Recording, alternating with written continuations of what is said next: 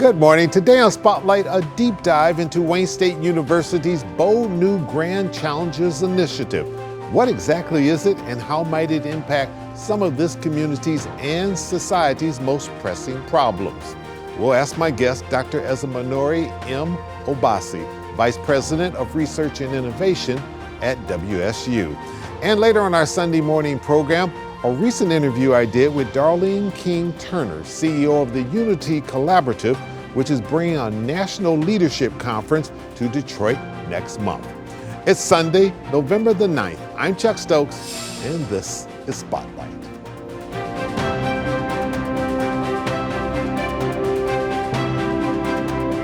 All right, we're hearing a lot of news about these grand challenges for Wayne State University. In a nutshell, what is it and why now?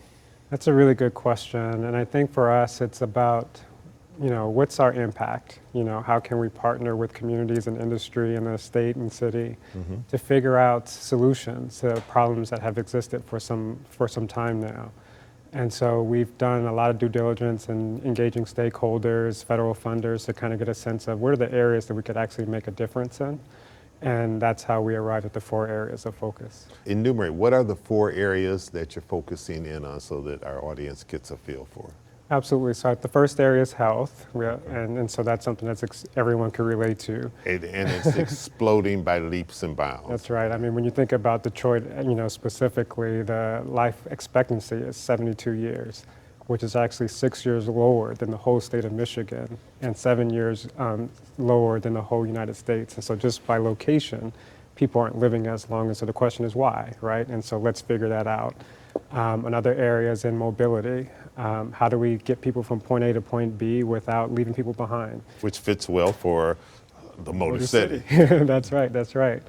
And then we have AI. Obviously, AI is a big topic everywhere, right? Everyone has questions about it. How do we leverage it? How do we accelerate scientific breakthroughs with that? And then environmental sustainability. We happen to be in a very unique space. In the Great Lakes, it's one of the biggest freshwater assets in the whole world. But we also lead in various toxins that people are exposed to, which leads to things like premature death and premature preterm birth rates and things of that nature. And so how do we figure out how all these things come together to actually begin to improve life and experiences of well-being? You've already rolled this out. You've introduced it to the faculty and to the students. What's been the reception?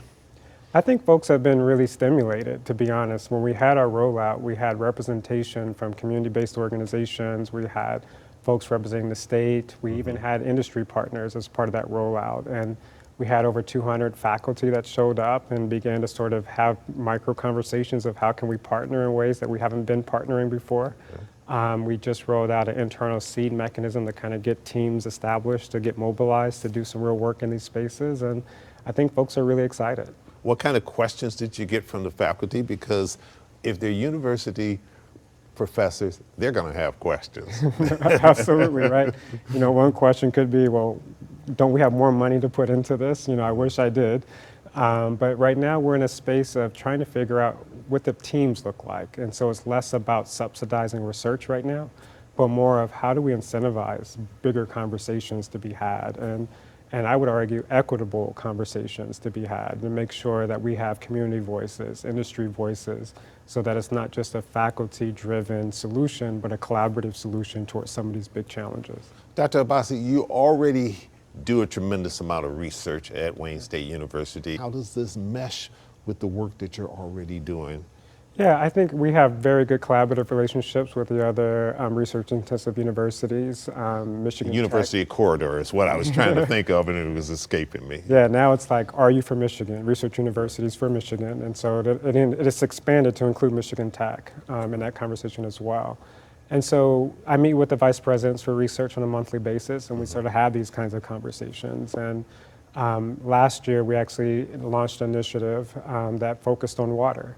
And so we've created pilot programs where our 4 universities are collaborating in water research, as an example, which is in alignment with our sustainability effort. And so there's going to be those times when we do have very specific areas that we're collaborating across all the universities. But I think for us, it's also a question of realizing that in order to really move the needle, you have to have the best of the best at the table. And so we're humble enough to know that we don't know everything, right? And so how do we get the best scientists from the other universities? How do we get the right perspective for people who are actually living through these issues in order to make sure that we have a solution that is deliverable in meaningful ways? All right, we need to take a little quick pause for a cause. When we come back, I want to talk about how are you going to judge the success of this new initiative, and competition is always a factor, and what it means in terms of the federal government with some of the cutbacks that we've seen. We'll be right back with Dr. Abbasi. Stay with us.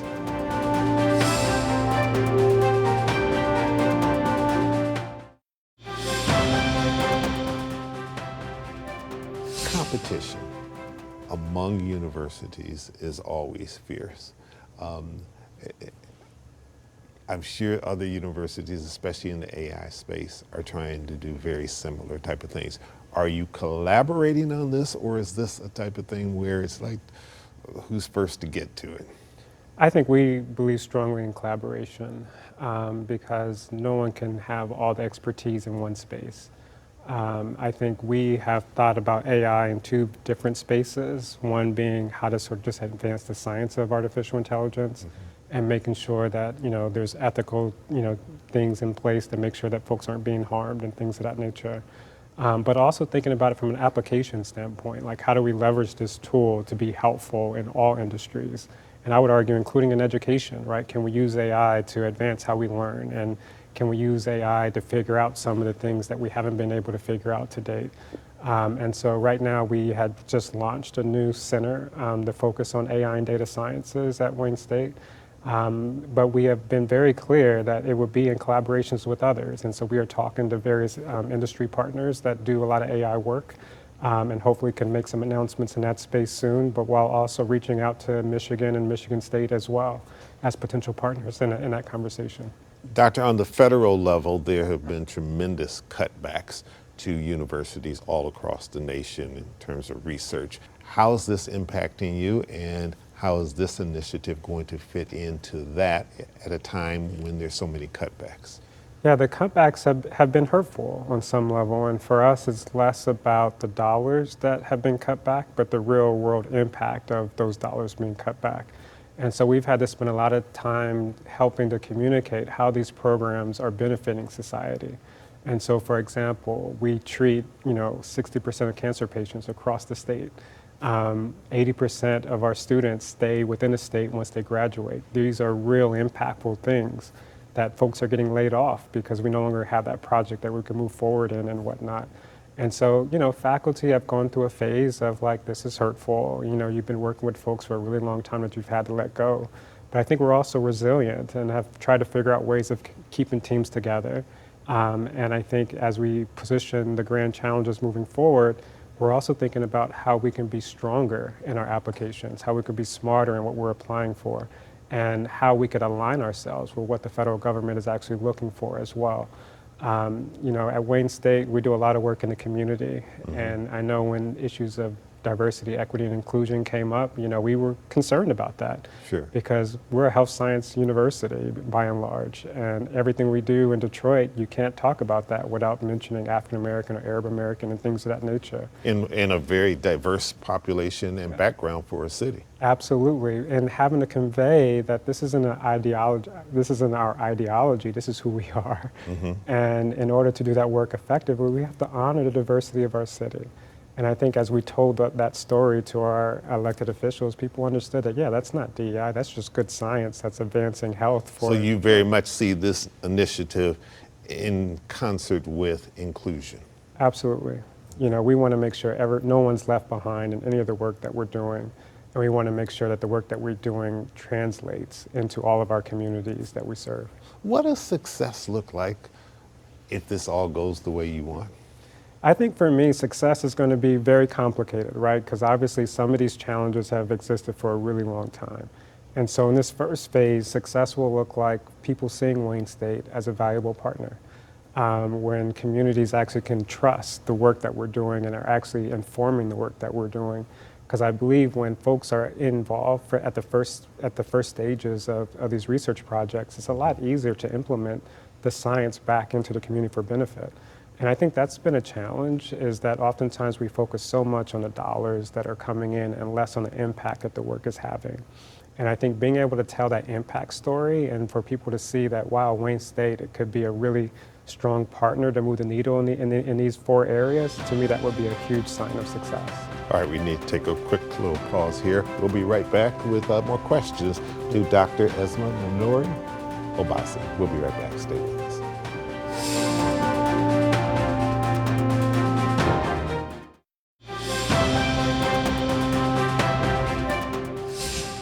Dr. Obasi, we know that there's going to be a change in leadership at Wayne State University at the very top.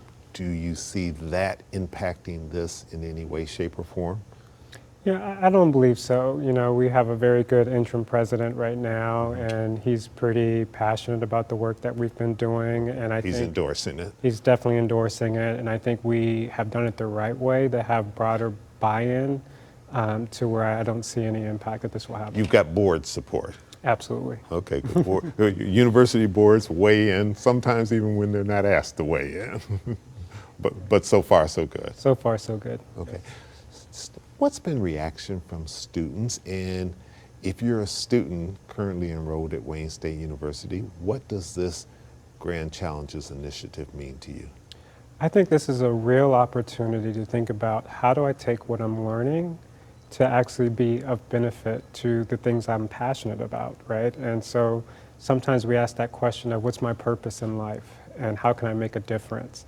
And I think this becomes an avenue where students can see, oh my goodness, this is going to answer that question. I want to work with that faculty member to help contribute towards that solution. And so I think this would actually open up more opportunities for students to get hands-on research experience. This is part of our Student to Success initiative that we have, and I think it will also provide opportunities for entrepreneurship. We are building out opportunities for students and faculty to think about entrepreneurial possibilities, which is why we've led with the WSU Open.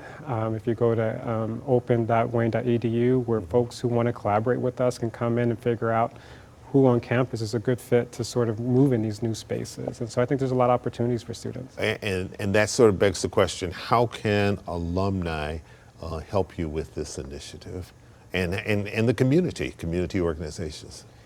Let us know you want to partner. Let us know who you are. We're open for business, wsuopen.edu. I think we welcome any of those partnerships because, to be quite honest, we can't touch everything by ourselves. We can't do this by ourselves. And if folks are passionate about this, let's join forces and figure out how we can move the needle together.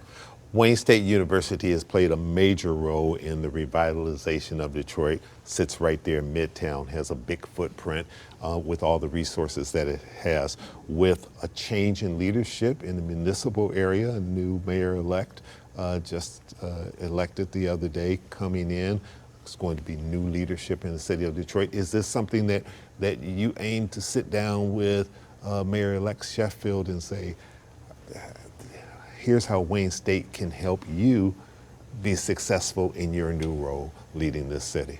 And so I would probably frame it a little different. Okay. I would ask the new mayor, how can we be helpful? For us, it's not always saying this is what we can do for you, Vice versa. but vice versa, because that way we could be more responsive to what's important to the mayor's office and to what the people want to see happen.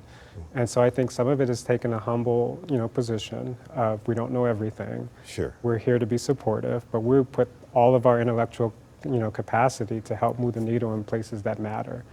And so we would welcome that partnership. I think new leadership is exciting for me because there's new possibilities that we can co-create together. And I think it would be good for both the city and the university. So if you get a call from Butch Hollowell, the new transition leader for the team, you'll take that call. Absolutely. Yeah. A final question, what excites you the most about this initiative and what scares you the most about it?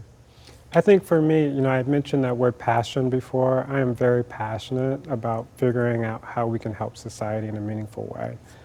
Some of that's just baked in what I grew up in Southern California. I want to really make a difference with my life and the things that I touch in that regard. And so this is a real opportunity of a lifetime to sort of figure out how we can be helpful to the broader society and create a legacy on some level.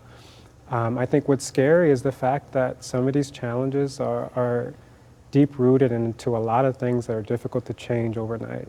And so it's going to require patience and diligence, trust building, thinking creatively in ways that maybe we haven't thought before. And so it's going to feel different, and anything that's different and new sometimes creates anxiety. But we'll embrace that and sort of see this all the way through, and hopefully the community can see the benefit of what we're trying to do. 10 seconds left. You coming here, or just got here maybe a year or so ago from the University of Houston. Big difference between University of Houston and Wayne State University? Absolutely. Let's start with the weather. It's a good way to start and probably a good way to end. But the family has transitioned well, and we really appreciate the opportunity, and we like being in the city of Detroit. Very good. All right. Well, welcome to Detroit, and wish you best of luck with this initiative. And would you keep in touch with us on it? Absolutely. All right. Very good. And when we come back, we'll talk to Darlene King-Turner about a leadership conference that is headed to Detroit next month. We'll be right back. Stay with us.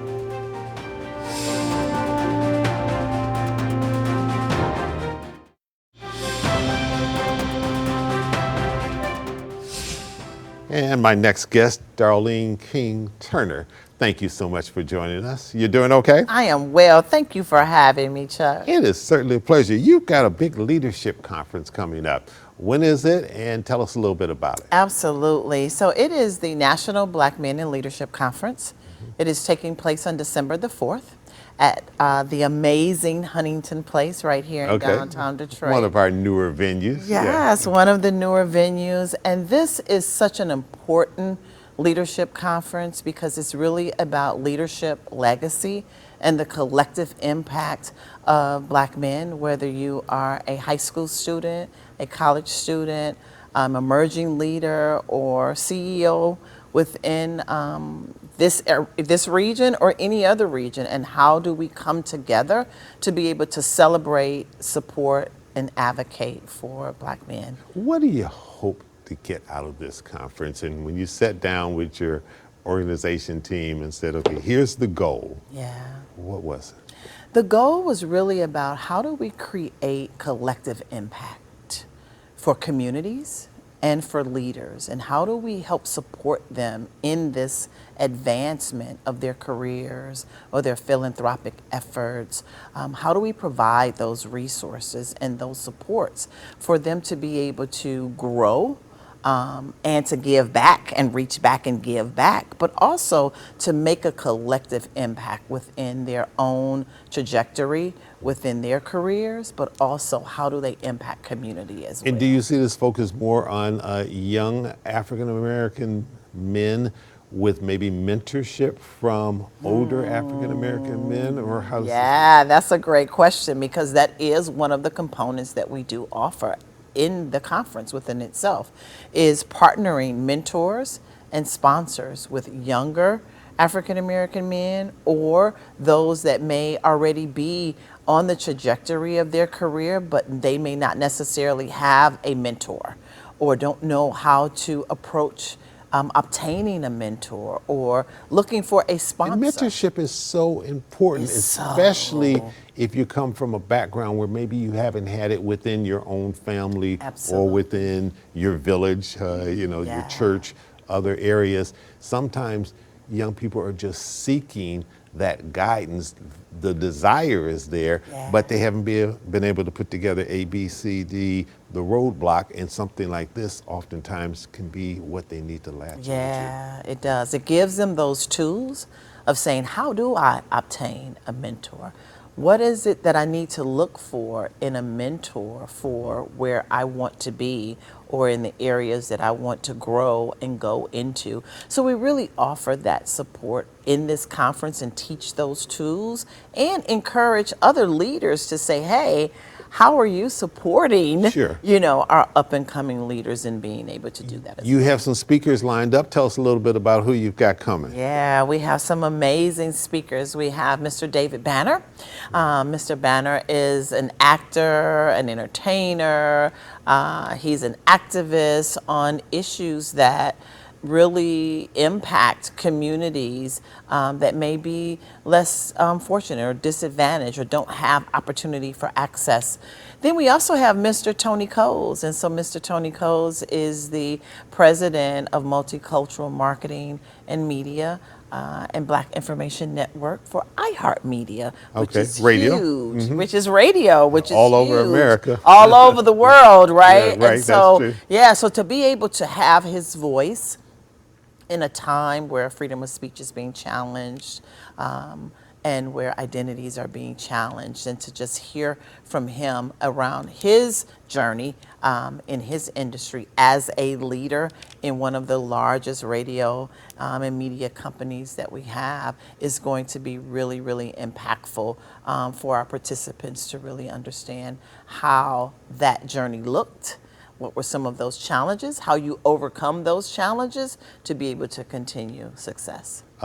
If people want to get more information, where do they go? Yeah, if they want to obtain more information about how to attend or support, they can visit our website, which is at theunitycollaborative.org.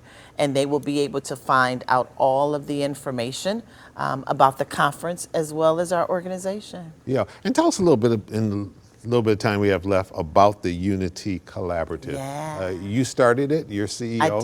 I did. I started it. The Unity Collaborative focuses on 3 pillars. We focus on business when it comes to strategy, professional development and assessment, youth and families. How are we supporting families and youth in all things, housing, financial literacy, youth education, civic engagement, and then community. How are we connecting with the community to be able to cast a wider net, to be able to provide resources and services for communities within our region and our area. We are a nonprofit organization, a 501c3.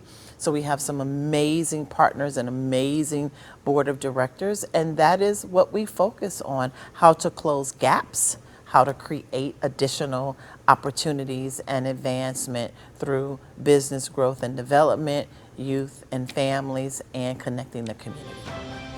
Well, that's it for today. Thanks to my guests. We'll be back next week with more newsmakers in the spotlight. I'm Chuck Stokes. Have a great week.